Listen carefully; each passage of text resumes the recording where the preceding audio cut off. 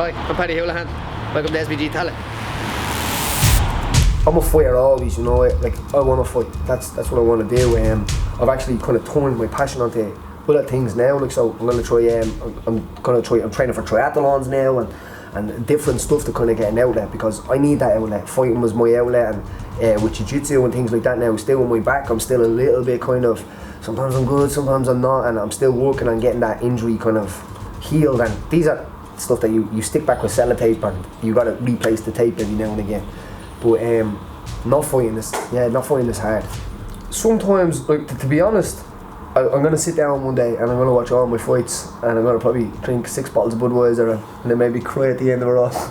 No, as I said, like, there's regrets. There's regrets that like that sometimes. Well, I had little smokers back in that thing. Like, what if like I finished that and then I had to retire or something like that. It's like you're going off, but with that one, like that loss on the end, and of all of the fights going through where I was finished, that'll never go away.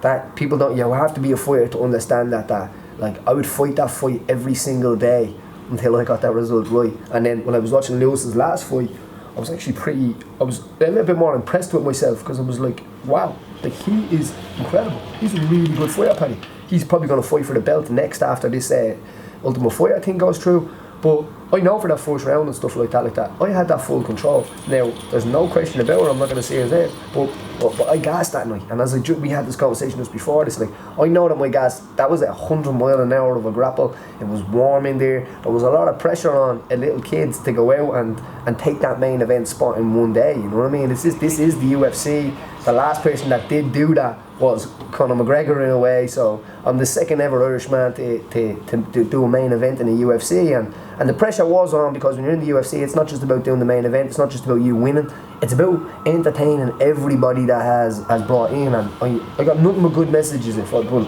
probably the odd troll, as you know yourself, but I got nothing but good messages of people saying, do you know what, the two of you took that fight and you went on with it and you put a fight on. We went out there and we left it all in there, and that's the way it works, you know what I mean? So that's all you can do, is wear your heart on your sleeve. And I meant it that night when I said it. I won't come out here and say I'm the greatest, I won't say I'm special, but I will give you everything. And it's the same way with everything. With this building, with this, I will give everybody everything, and I'll stand by the true me, what I feel is true, no matter what that is.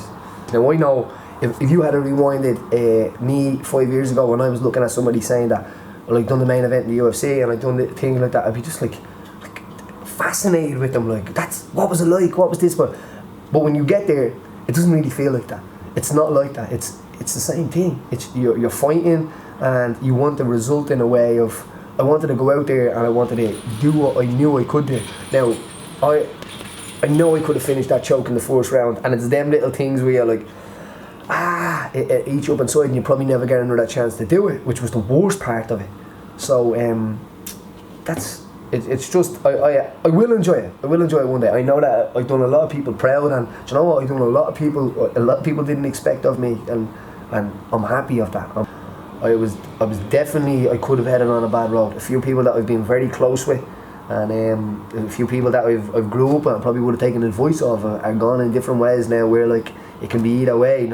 Everyone tells the same story of coming from a bad thing or something like that. It's to me, I've a lot of stories about a lot of different situations that could have, where I look at them now, and maybe in the end I'll tell that story, and it could have been a situation where, like, sometimes I know at times in my life, if I had made that decision that day, I wouldn't have went anywhere. Like, to be honest, I don't know how I got out of being a child and being a youth without a criminal conviction. you know what I'm saying? I wouldn't have been able to ever go to the UFC again, but you don't know that at that time. But when you're standing at that main event door and stuff like that, it's these things that come to your head. I'm here for a reason. There's something. I don't believe in fate on that like that, but there's a reason why I'm here, because out of probably 16 of us that grew up, I'm the only one without a criminal conviction. The hard part is about not being in the UFC and retired and things like that, is that you feel the eyes, you feel the people kind of like, well, you're done, you know what I mean? And they never take that little moment to respect, to say, well, do you know what? He did wear his heart on his sleeve, and you do get to some people, you know that other people kind of like, well I would have did this and I would have did that and all. Well, you join all them other people on the sofa that are saying that, because I did do that, and until you walk that bridge, you will never know. You'll never know what it's like. The same way when when someone else was walking that bridge, I never knew what they really felt inside. But doing your hometown for the UFC, not when you just have to win, but you have to entertain as well, which is incredible. And that's what makes me, I think, really respect what Conor has done. That's an incredible achievement what he did, going back and beating Diaz. I know what it's like. I've stood on that spot, and it's hard, you know what I mean? Probably the worst part about that night was knowing that my son was there, you know. It's first thing I was thinking about in that cage. I was trying to find him, you know what I mean? And it was good because he was sitting beside Conor, and I know that he was sitting beside my family, and they know that, you know what I mean? I was trying to find him, and that's, you know what, that's the important things when it comes to this week. You put stuff into perspective.